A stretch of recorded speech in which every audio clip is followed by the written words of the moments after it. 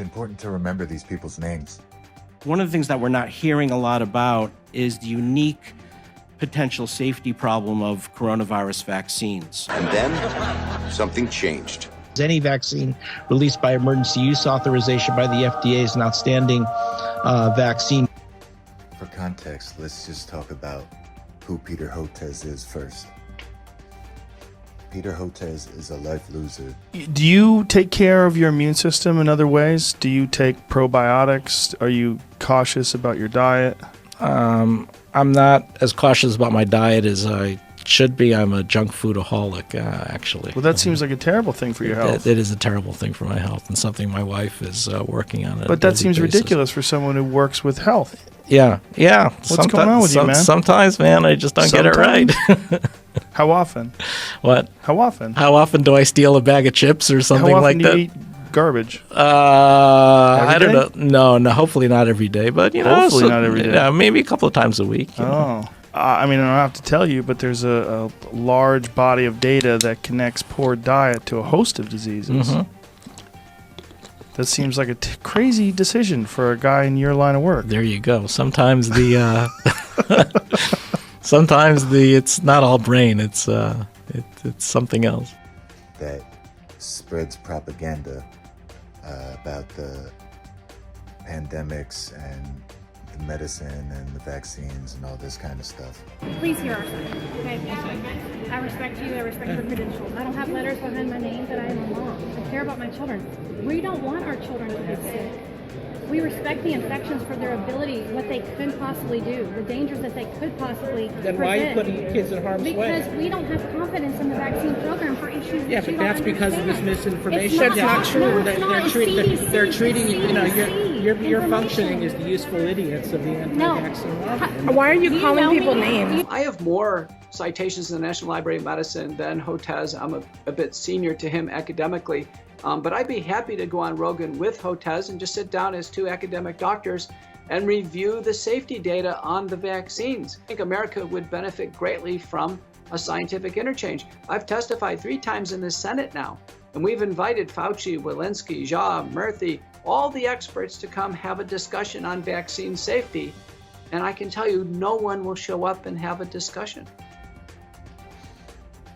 Peter Hotez was offered $100,000 to a charity of his choice to debate RFK about the vaccine. I got to ask you this. What do you make of the latest debate on Twitter? Joe Rogan offering vaccine scientist Peter Hotez to debate Robert F. Kennedy Jr. I mean, it started with $100,000. The pot has grown to $1.5 million. Dr. Hotez running to MSNBC, of course, where the anchor there said you can't debate with conspiracy theorists. I want to play a clip for you, and then we can talk about this. That's happened to me again and again and again and again. I agree to debates, and it seems like somebody gets a message, but who knows? It's obscure. But nobody in 18 years has been willing to debate me. Peter Hotez decided that, he was going to bitch out and not do it. Now Peter Hotez is saying this. We have some big picture stuff coming down the pike starting on January 21st. Mr. Bloomberg mentioned H5N1.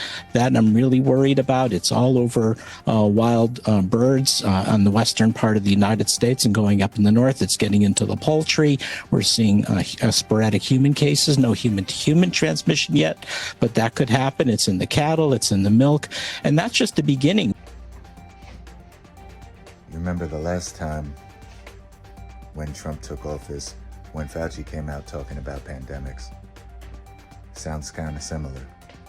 And if there's one message that I want to leave with you today, based on my experience, and you'll see that in a moment, is that there is no question that there will be a challenge to the coming administration in the arena of infectious diseases, both chronic infectious diseases in the sense of already ongoing disease, and we have certainly a large burden of that, but also there will be a surprise outbreak. And I hope by the end of my relatively short presentation, you will understand why history, the history of the last 32 years that I've been the director of NIAID will... The history of the last 32 years years that I've been the director of NIAID will tell the next administration that there's no doubt in anyone's mind that they will be faced with the challenges that their predecessors were faced with. Rise up, open eyes, let the truth be told.